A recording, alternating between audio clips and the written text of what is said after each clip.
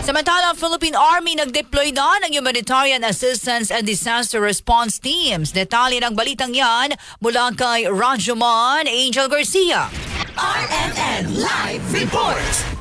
Kasunod ng paghagupit ng bagyong Grising na pinalakas pa ng habagat, nagpaghalat ng Philippine Army ng Humanitarian Assistance and Disaster Response Team sa bahagi ng Northern Luzon. Ayon kay Philippine Army spokesperson Colonel Luis de Maala, nakakalat na rin ang iba't ibang disaster rescue and response unit mula sa iba't ibang Philippine Army major unit para umasiste sa mga apektadong komunidad. Ang mga ito'y anya handa at trained na magsagawa ng life-saving rescue and relief operation at paglilikas sa mga apektadong residente. Sinabi pa ni de Maala, nananatiling matatag ang hukbong kapihan ng Pilipinas sa pagtupad ng tungkulin na protektahan ang buhay at suportahan ang mga lokal na pamahalaan sa panahon ng kalamidad. Kasama mo sa DZXL RMN Manila, Rajuman Angel Garcia, Tatak, RMN.